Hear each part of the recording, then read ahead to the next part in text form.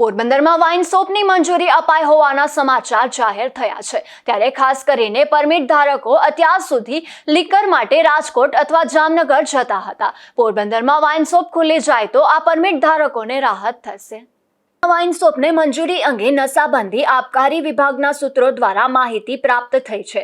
જોકે પોરબંદરમાં પહેલેથી પણ વાઇન શોપ ઉપલબ્ધ જ છે, પરંતુ આ વાઇન શોપ માત્ર ડિફેન્સના લોકો માટે કાર્યરત છે, જેને કારણે સામાન્ય પરમિટ ધારક નાગરિકોને ડિફેન્સની વાઇન શોપ પરથી લીકર મળી શકે નહીં। ત્યારે પોરબંદરના પરમિટ ધારકોની લાંબા સમયથી એવી માંગણી હતી કે પોરબંદરમાં વાઇન શોપની સુવિધા હોવી જોઈએ। જોકે વિગતવાર વાત કરીએ તો પોરબંદરમાં મહિલાઓ સહિત લગભગ 1400 કરતાં પણ વધુ લોકો લીકર પરમિટ ધરાવે છે।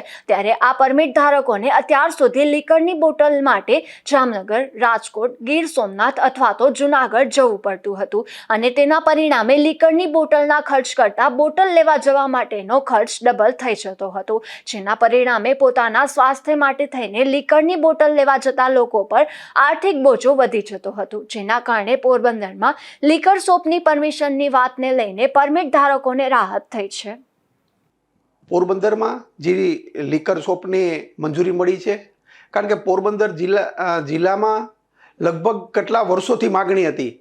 અમે બધા લીકર પરમિટ ધારકો છે, લગભગ 1400-1500 પરમિટ ધારકો હતા।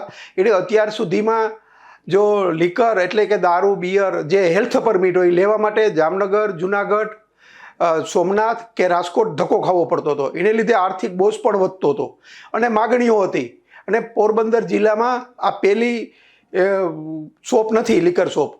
ઓલરેડી નિવૃત્ત આર્મીમેનો અને જે લશ્કરના જવાનો છે એના માટેની એક પરમિટ શોપ તો કાર્યરત હતી, પણ ત્યાં અમને કારણ કે એ લીકર શોપમાં અમને પરમિટ ધારકોને નહોતા આપવામાં આવતા, કારણ કે ના નિવૃત્ત આર્મીમેનો અને જે નોકરી કરતા હોય એને જ આપવામાં હતી।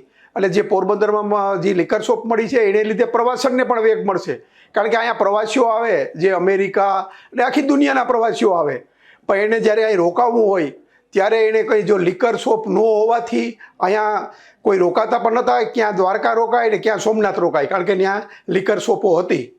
એટલે પ્રવાસનને પણ વેગ મળશે અને પોરબંદરના જે પરમિટ ધારકો છે એને પણ આર્થિક બોજ દૂર થશે।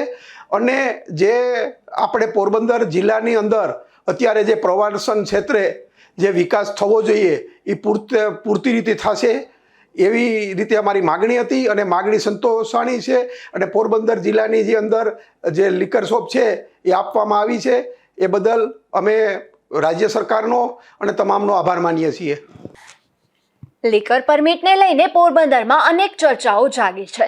ત્યારે એ કહેવું જરૂરી બને છે કે પોરબંદરમાં અગાઉ પણ ડિફેન્સની લીકર શોપ હતી જ, તેમજ પોરબંદર એવું શહેર છે કે જ્યાંના મૂળ લોકોની મોટી સંખ્યામાં અમેરિકા, દુબઈ, લંડન અને ઇઝરાયલ જેવા દેશોમાં વસવાટ કરે છે, જેની પાસે ટેમ્પરરી લીકર પરમિટ હોય છે। પરંતુ આવા લોકો પોરબંદરમાં આવે ત્યારે તેમને લીકરની બોટલ લેવા માટે મુશ્કેલી સર્જાતી હતી, જે હવે પોરબંદરમાં લીકર શોપ આવી જવાથી તેમને પણ રાહત થશે।